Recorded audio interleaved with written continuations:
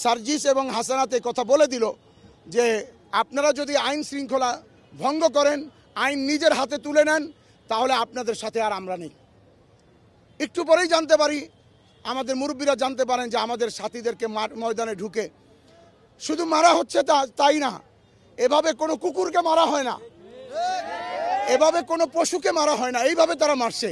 যখন হাসানাত আবদুল্লাহ এবং সার্জিস তারা এই কাণ্ড দেখলেন, দেখে তারাও হতভম্ব হয়ে গেলেন, কিংকর্তব্য বিমূঢ় হয়ে পড়লেন, এবং তারাও তাদের চোখেও পানি চলে আসলো। এটা কি করলো?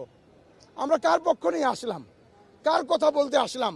আমি আপনাদের নাম বলবো না, সরকারি পর্যায়ের লোক আমাদেরকে এই কথা পর্যন্ত বলছে, আপনারা এদের সাথে 6 বছর চলছেন কিভাবে? কিভাবে বরদাস্ত করছেন এদেরকে 6 বছর? এরা মাঠে ঢুকে এই হত্যাযজ্ঞ চালায়। আসসালামু আলাইকুম। নবী বিদ্বেষীদের জন্য আজকে কিছু কথা বলবো। আপনারা অবশ্যই জানেন যে বিগত সময়ে বিভিন্ন মাজারে আগুন দেওয়া হয়েছে, ভাঙচুর করা হয়েছে, এবং গরু, ছাগল, দুম্বা, খাসি, অনেক সামাল লুট করা হয়েছে।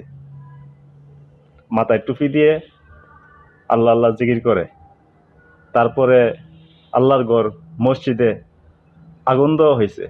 তারপরে ঈদে মিলাদুন্নবীর বিরোধিতা করছে, হ্যাঁ, অলিউল্লাহর শানে বেয়াদবি করছে, সুন্নিদের শানে বেয়াদবি করছে। তো যারা এই কাজটি করছে, আজ আপনারা অবশ্যই তার প্রমাণ পাচ্ছেন।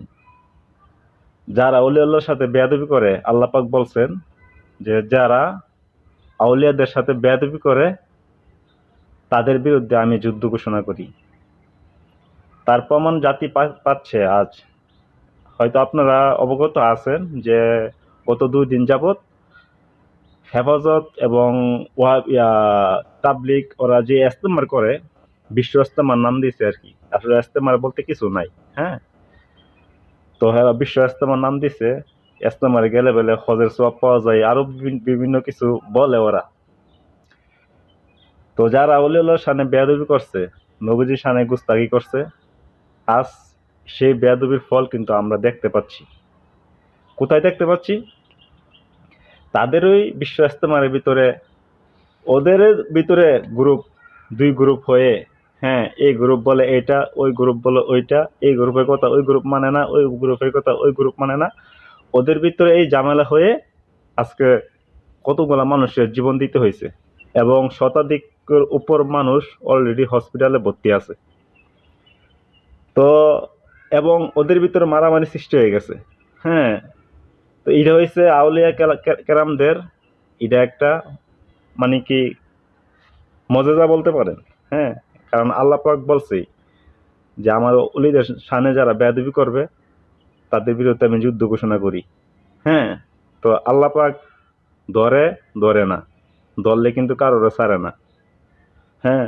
তো এখনো সময় আছে, যারা বাতিল আছেন, যারা, হ্যাঁ, ওহাবি, নজদি, খারিজি যারাই আছেন, এখনো সময় আছে। ক্ষমা চান আল্লাহর কাছে, অলিউল্লাহদের কাছে ক্ষমা চান। যারা বেয়াদবি করছেন, মাজার ভাঙচুর করছেন, আল্লাহর মসজিদে আগুন দিচ্ছেন, আল্লাহ পাক সহ্য করতে পারবে না, ঠিক না? তো এখনো সময় আছে, ক্ষমা চান। আল্লাহ পাক অবশ্যই মাফ করতে পারে। আল্লাহ পাক ক্ষমাশীল। তো ভবিষ্যতে কোনো সময় আউলিয়া কেরামদের উপরে, আমার নবী করিম সাল্লাল্লাহু আলাইহি ওয়াসাল্লাম উপরে কোনো সময় বেয়াদবি করবেন না, হ্যাঁ। কারণ আপনি যে বেয়াদবিটা করতেছেন, এই বেয়াদবির দাগ কাটা কোথায় গিয়ে লাগতেছে এটা আপনি বুঝতে পারবেন না। তো এখনো সময় আছে, সুন্নিদের বিরোধিতা করা বন্ধ করুন, আউলিয়া কেরামদের বিরোধিতা করা বন্ধ করুন, নবীজির সাথে বেয়াদবি করা বন্ধ করুন। এখনো সময় আছে।